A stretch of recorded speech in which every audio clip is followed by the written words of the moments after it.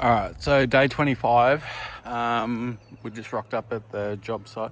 So you can see they clean the driveway with a little karcher. So we'll see what we can do with that. Right, so all this area is on tank water. So there's tanks over there. We'll go over and have a look at this in a minute. The problem with these roofs is this area is roughly 15 years old now. So you got a lot of tree canopy around you. So you got a lot of dew on the grass and you get a lot of dew on the roof. All right, but the problem is these roofs are 15 years old now. So they're full of oxidization. So what we're going to do today is going to do a pressure wash and a soft wash. So downstream of the roof. So we're going to pressure wash it first to get rid of most of the oxidization, and then we're going to hit it with chemical to try and burn off whatever oxidization is left, and then they'll be left with whatever's there. So the main thing when you're removing oxidization off a roof like this is just to go slow, because you don't want to leave swirl marks up on the roof. So you just got to go slow and work your way around there. So they've moved everything away from the building. So you got solar panels go up around there. They're pretty nasty and dirty. You can see the black film. There's a black film just across there. So we'll give them a good scrub. Get them going. Yeah, they've had a lot of water in these yards. So you can kind of see on the back roof there that's in the sun. You can see that milkiness coming through that roof. You can see where the screws are. That's the actual color. And the rest of the roof has gone a bit milky. So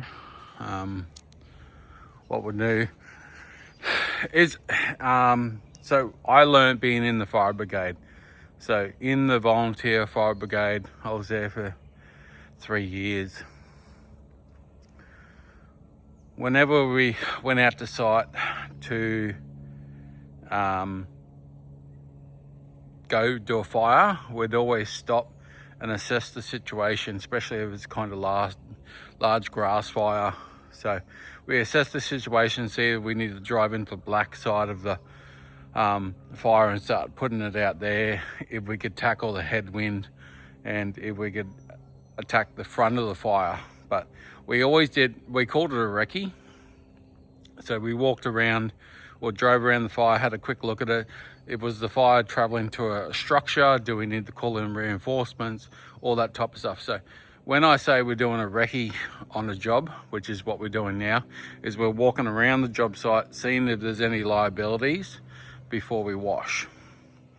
Even though we're not using chemical straight away, oxidization will bounce over everything. So even these pool railings are going to get covered in splotches of little paint, and then you can easily get them off with a broom or a towel or anything like that. But I'll show you. I just put a tarp on the fence, and most of the time, if you're pressure washing the roof, it'll splash 2-3 meters. So you put a tarp from the bottom of your gutter, I'll show you, put from the bottom of your gutter all the way out 12 foot, you should be right, and then you just wet down the end of the fence. So the bulk of it doesn't go on that ColourBond fence, especially in this little area here. It might be a lot easier just to put the tarp there rather than trying to wash it all the time. So pretty damp around the back here. All right, so we're gonna find out what the tank's got for the way in the first flush. So you can see this back roof here is quite large. What we'll end up doing is coming over the roof from the front there, and we'll work our way to the back, and then we'll come back to the front of the shed here. So the back side is probably the worst side. Look at that hot water system. You can even see it from down here. That is nasty. So it tells you how bad the back is. So customer's going to be really happy on this one. So first flush here is going to be nice and easy.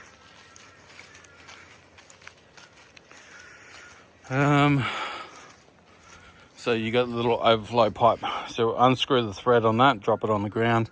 Unscrew that one, drop it on the ground. So all the water will just suck up and then flush down like that.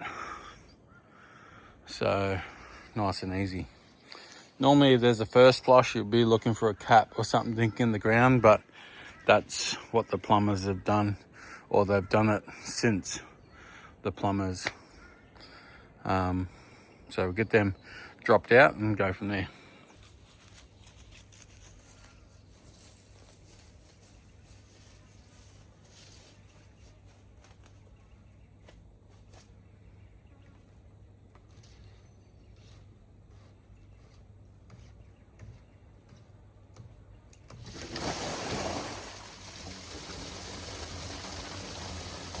You got a ball and nothing, put it over the side there.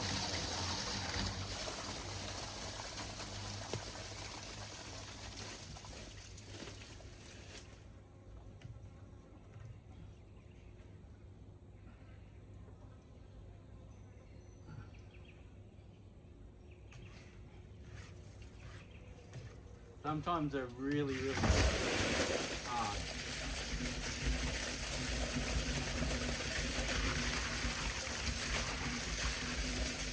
I'm gonna get soaked up on the roof anyway, so I'm not too worried about getting wet. Nice and easy. And then as your, what does that look like? Yeah. As you're pressure washing the roof, in theory that should flush a lot of that oxidization out of the guttering and whatnot. So, but I do like to tell the customer to wait for one rain, even though the gutters might be fine. With the downstream, there's still going to be a little bit of residue there, not much, but we just tell them to wait for one rain before re-screwing them back on. So we'll take a little video, we'll send it to their phone. Here's how to do it, and then that way we don't have to come back to site. So let's get up here, work out the best way to get onto this roof and pull the hose over. So some people probably think that'll be the point that you want to get up onto your roof. And it could be not. The biggest thing you got to watch with roofs like this, because there's a gutter guard there, and you don't want to drag that hose over the guttering or the gutter guard, is you want to get your extension ladder. So what we'll do is we'll probably pull the truck out, we'll just drive down here and we'll park it here. We'll pull all our hose out on the grass here in front. And then what we'll do is we'll put the ladder up on an angle going this way so we can pull it onto the roof up from there. Because the easiest way to get onto these roofs, especially the roofs that are oxidized, is traveling up a valley. If you got a valley and you can travel up it, you got a lot more screw heads, to walk on to stop yourself from slipping. There is other ways to get onto the roof with a clean roof. I've made other videos on how to get onto a roof without walking onto a dirty roof. So I've made other videos like that. I don't advise anybody to walk on a dirty roof, regardless if it's dry or if it's wet. Don't walk on a dirty roof. If you're not comfortable on a roof, do not walk on that roof. It's that simple. You got to build up comfort, whether you're doing a flattish shed rather than a 22-degree pitch or a 24-degree pitch. Like, you got to get comfortable with your roofs before you even step foot on them, because last thing you want to do is slip off a roof. and hurt yourself, hurt your income. And then, you know, I carry 3 different insurances to make sure I'm covered if I fall off the roof.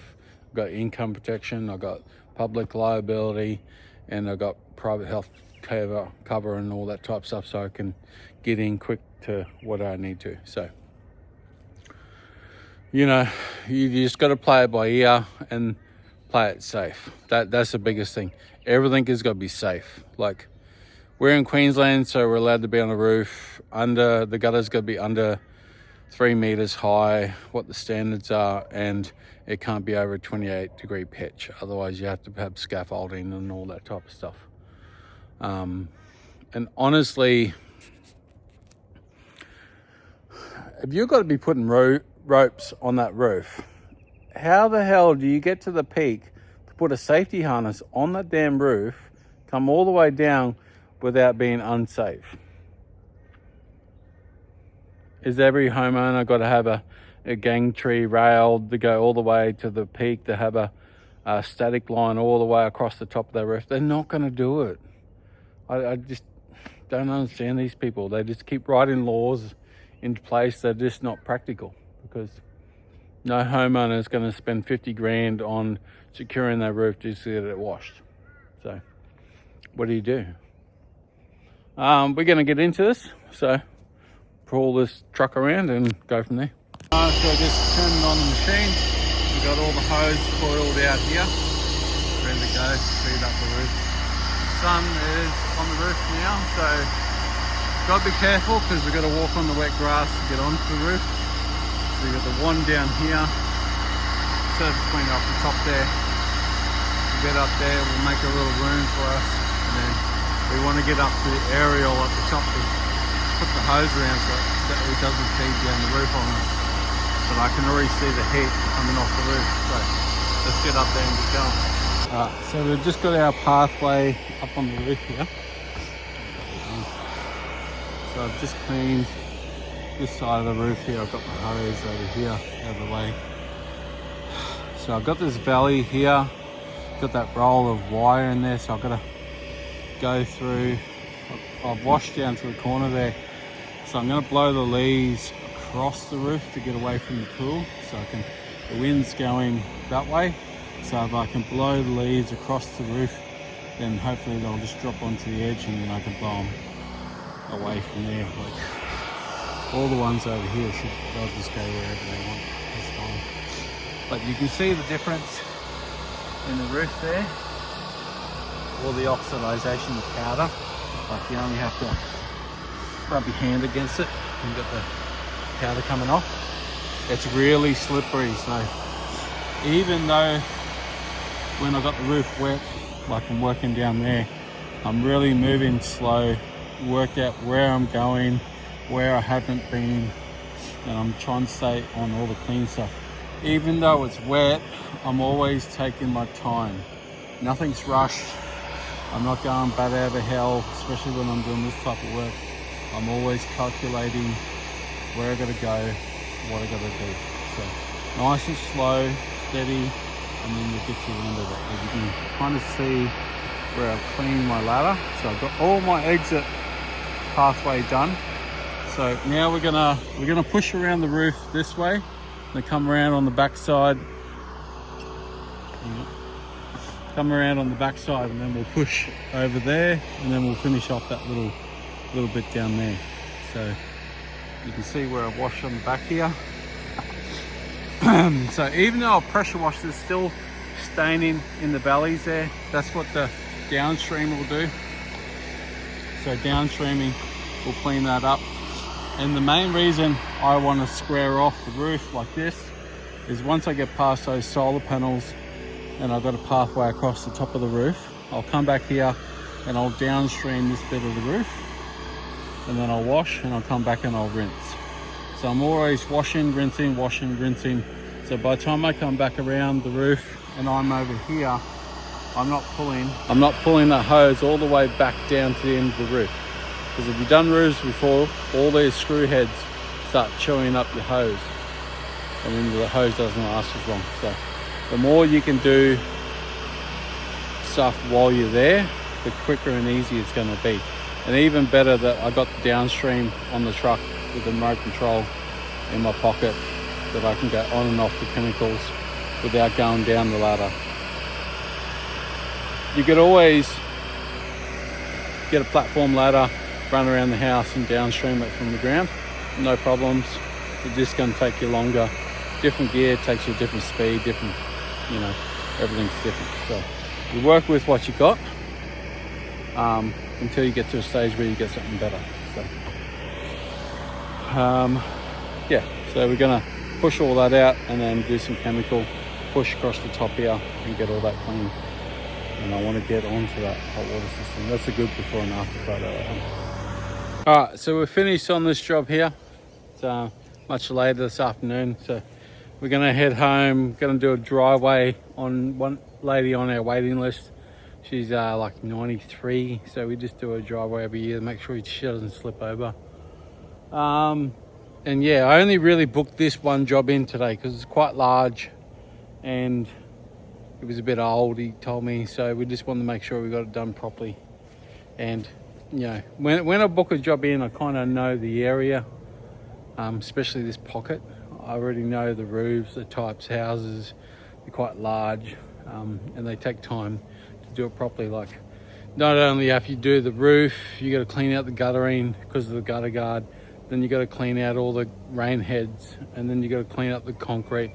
So there's a lot more than just the roof itself to make sure you leave the job looking real nice.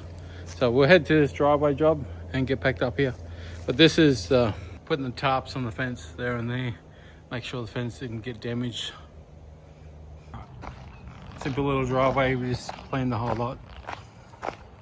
Pathways around the back. All done 4:15, so about an hour's work. And we're heading home. So